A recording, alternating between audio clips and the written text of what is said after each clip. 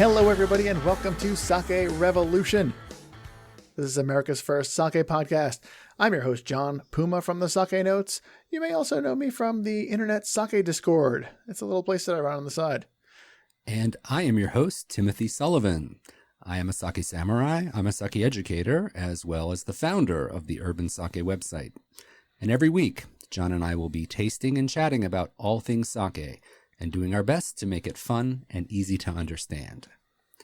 Wonderful. And Tim, this is a very special episode of Sake Revolution. This is something that we've been talking about doing for a very long time amongst ourselves. Very exciting. Very exciting. Very exciting. What is it? We are going international, John Puma. Ooh.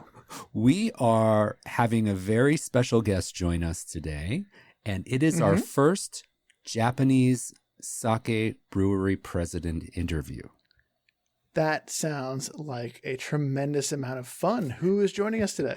I would like to welcome Mr. Yamaguchi. He is the 11th generation president of Yamaguchi Shuzojo, which is a brewery in Fukuoka, Japan, and they make the very delicious Niwano Uguisu brand of sake.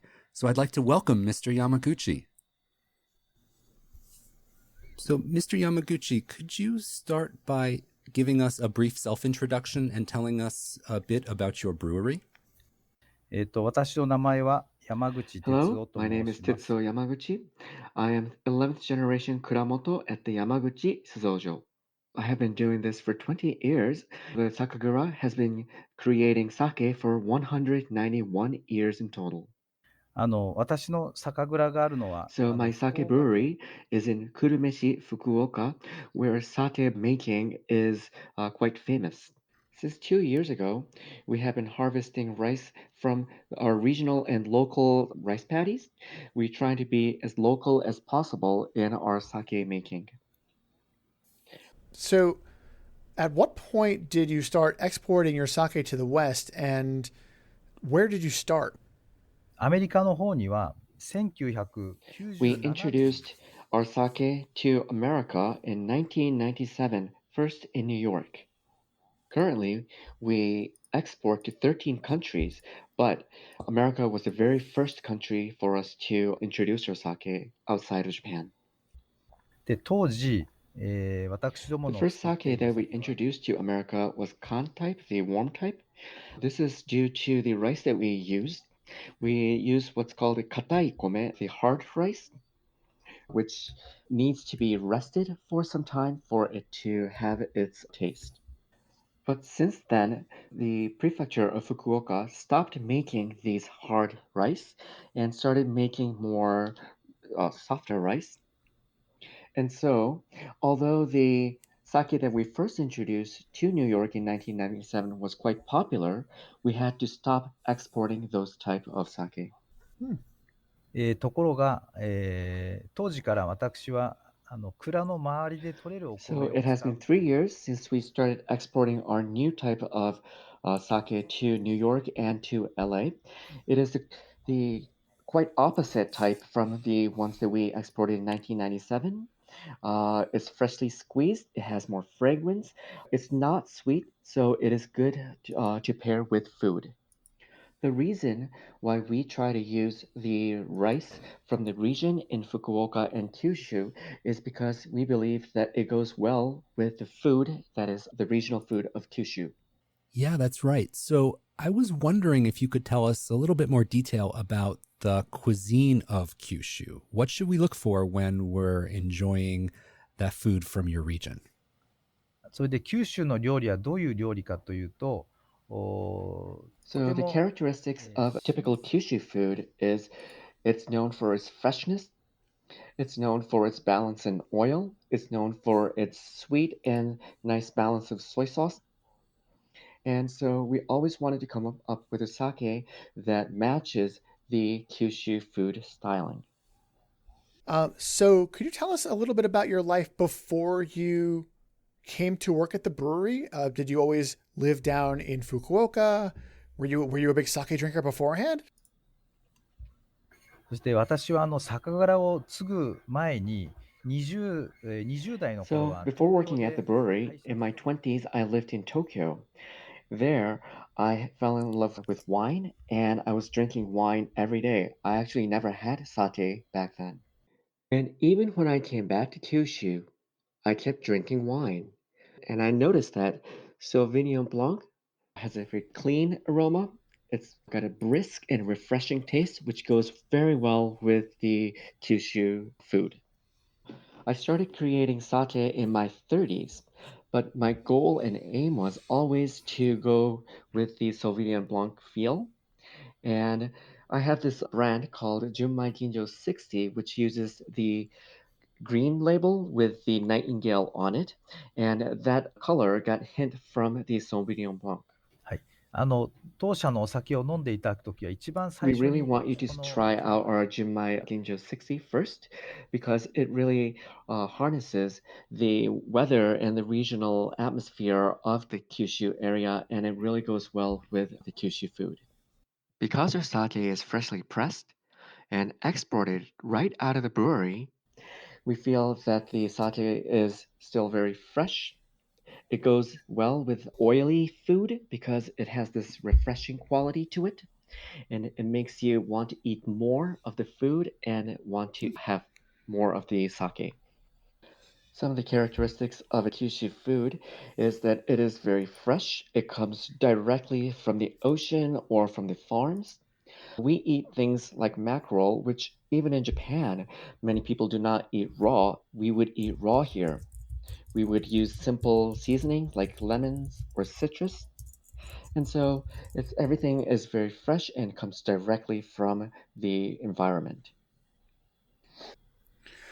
So tell us a little bit about the brand name, the Niwano Uguisu. What does that mean? 庭のウグイスというのは、まず庭はお庭ですね。 So the name ウ literally グイス means というのは garden nightingale. So in Japan, nightingale, I don't know if this bird exists in America, but it usually has this connotation meaning that it has a very soothing, nice chirping sound. And so people who have a good voice or singing voice is often called to have a nice nightingale sound in Japan. The first generation, Sakamoto, he loved sake very much.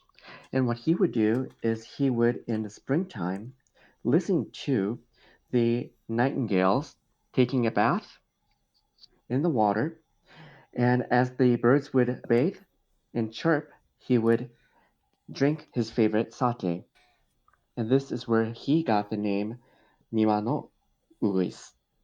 Oh, gosh. That sounds very picturesque, John. Now, can you envision yourself relaxing in the garden, sipping on sake and watching the nightingales splash in the fountain? I can envision that for myself. Yeah, I mean, Tim, first off, it's making me suddenly want a garden, which I didn't think I'd ever really say. But yeah, I think the idea of sitting out there with some sake, listening to some birds chirping, that sounds really kind of picturesque right about now. Yeah, and it's not uncommon for Japanese sake breweries to have their family home attached to the brewery and the nice enclosed garden right next door. And you can do moon watching and snow watching. And these brewers obviously were bird watching. So I think that's absolutely fantastic. Now, Yamaguchi-san, did you always know that you were going to grow up to be the president of this brewery? And I also want to ask you, what was it like as a child, kind of growing up in this environment? 生まれた時から酒蔵で育ちましたので、So, as a child, I didn't think that growing up in a brewery was anything special, but now that I think about it, the house is really big. It has over 50 rooms. It is old. There were many, many places for us kids to run around, but I didn't really think much of it as a child. I always thought that I would be working in the sake brewery industry, but in my mind, I always wanted to start maybe after retirement, maybe after 60 years old. But the 10th generation, my father, he fell ill at one point, and I had to take his position. And my dream was to live abroad and to work abroad, but that never really happened.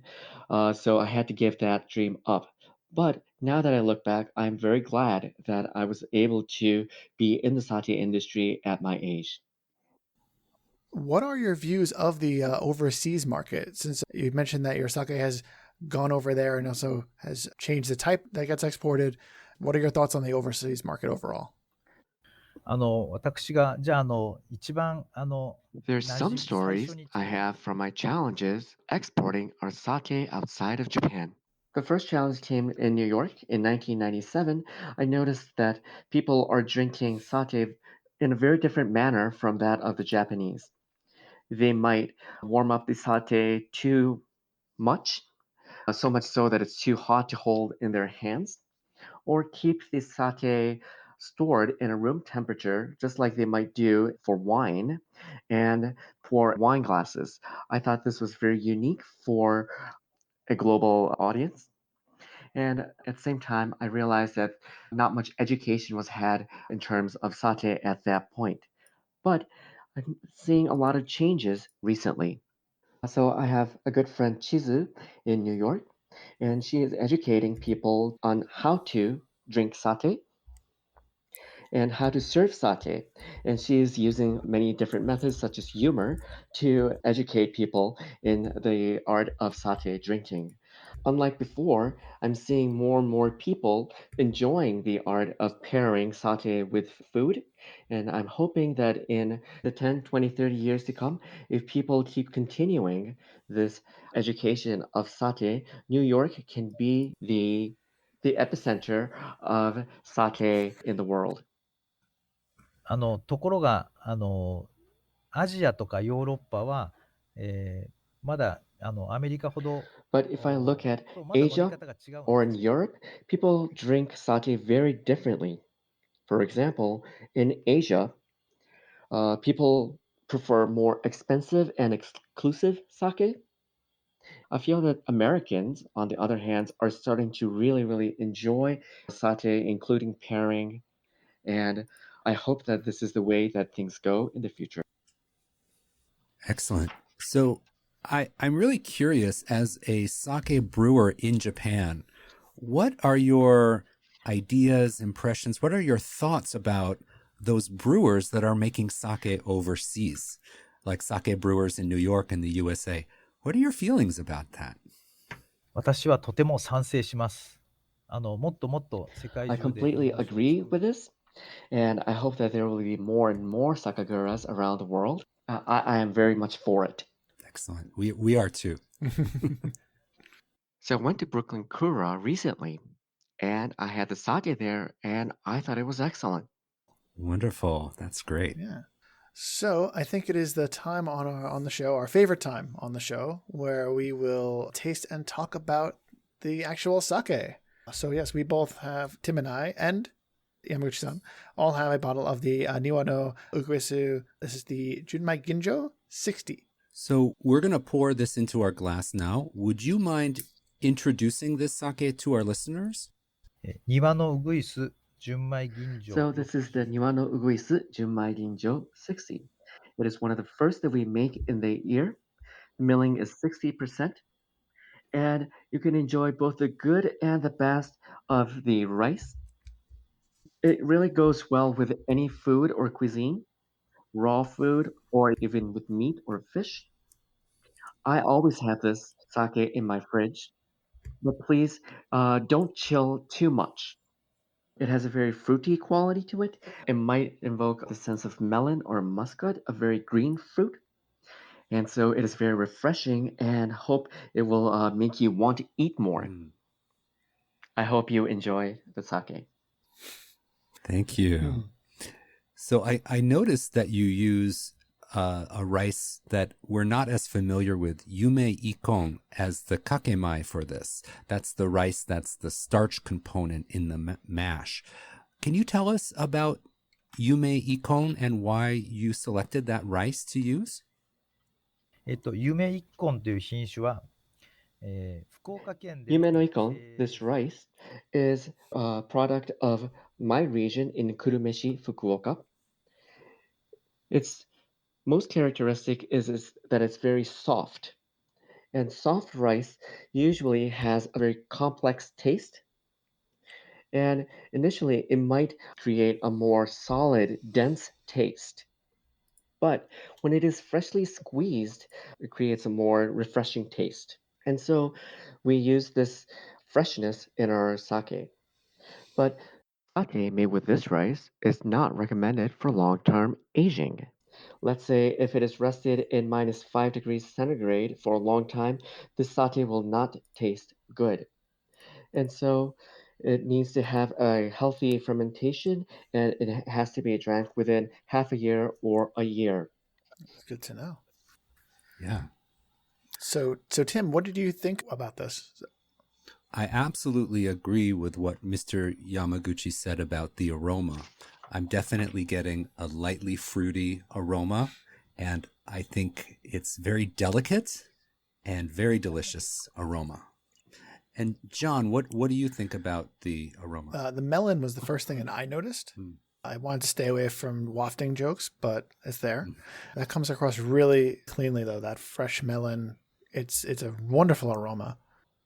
One thing that I'm left with after sipping on the sake is that the finish is relatively dry. Do you think that as well, John? A bit. It lingers, but it is a dry, lingering finish, which is interesting and a little unusual, but I like that a lot. I think that this will go towards what Yamaguchi-san was saying earlier about the types of food that the sake was meant to go with. Mr. Yamaguchi, could you speak to that point about the finish and if you think it's dry and if it's meant to pair with food in that way? はい、お二人のおっしゃる通りです。そう言ってくれるととても嬉しい I です。 absolutely agree with what you're saying, and I'm happy that you noticed it. Yes, we are absolutely going for that freshness afterwards. So we are going for the dry aftertaste, as it goes well with any and all sorts of food. My philosophy is that food comes first and sake is always secondary. Sake should always accentuate the food, and sake's taste should not linger in the mouth. So I think that all sake should really go with food. Sometimes having the sake to be a bit too dry or a bit too bitter is saying that it goes well with food. And so I'm hoping that Junmai Ginjo 60, the one we tried today, is a good example of that. Wonderful. Now, we noticed that the labels on the sake is very unique, very unusual. It looks different from other sake labels, being shorter, and even the bottle shape looks a little bit different, perhaps. What are his thoughts on that? 男性っぽいお酒。まあ、今のドライで辛く、まあ、辛くはないんですが、 So 日本酒は。まあ、ド we ライな have 印象。 two main different types of sake. One is more masculine, one is more feminine. This is just the image. The male one can be a little bit more dry. The female one can be more fruity. The one we have today is more masculine. It goes well with all types of food. Just a couple more questions before we wrap up. I'd like to ask you, for the future, what are your hopes for the Japanese sake industry in Japan and also abroad? 逆に私が海外に行くたびにすごく元気を Every もらっ time てま I す。 go abroad, I am energized. I am so happy to see people enjoying sake. And so I just hope that this continues, that people enjoy sake for what it is. Mr. Yamaguchi, thank you so much for coming. Do you have any messages for our listeners? 日本酒は他のお酒にはできないことが一つありま There's す。 one thing それは何かというと、 that sake can do, but other alcohol might not be able to do. And that's when you drink sake, you become friendly with everyone around you. Oh, yes. John, I've seen John be very friendly with people around him. Sometimes, the sake definitely helps. Let me tell you that. It does. And I think that there's something unique about sake that does bring that out. I mean, it brings it out of me, at least. Yeah. And it does make people very friendly. And that's something I've always loved about drinking sake with people. You always end up talking to the people next to you. I've seen it happen many times, and especially in Japan. I don't know too many. I don't know too many angry sake drunks. I don't think it works that way. なので、大切な人とか、これから仲良くなりたい人とか、そういった人 And たちは so ぜひ、 it is my hope that you drink sake with the people that's important to you or you want to become friends with. Please enjoy sake, and we hope that you can come to Japan soon. Wow, that's fantastic. I can't wait. Thank you so much. That was a wonderful interview. And your sake is absolutely delicious. I'm enjoying it so much. Thank you very much. ありがとう。 Always a treat to have this. It's wonderful. Thank you so much. We want to thank Mr. Yamaguchi for becoming our first, hopefully of many, international guest. I had a wonderful time drinking his sake. It's absolutely delicious. So good. So good. Yeah, very much so. And in addition to Mr. Yamaguchi, we want to thank all of our listeners as well for tuning in. We really do hope that you're enjoying Sake Revolution. If you'd like to show your support for our show, there's one way you can really help us out, and that would be to take a couple of minutes and leave us a written review on Apple Podcasts. And also, please tell a friend and then get your friend to subscribe. And then set a good example by subscribing yourself. This way, every week when we put out a new episode, it'll show up on your device of choice, and you don't even have to be awake and click anything. It just happens. And as always, to learn more about Niwano Uguisu, this delicious sake from Fukuoka, or anything we talked about in today's episode, be sure to visit our website, sakerevolution.com, for all the detailed show notes.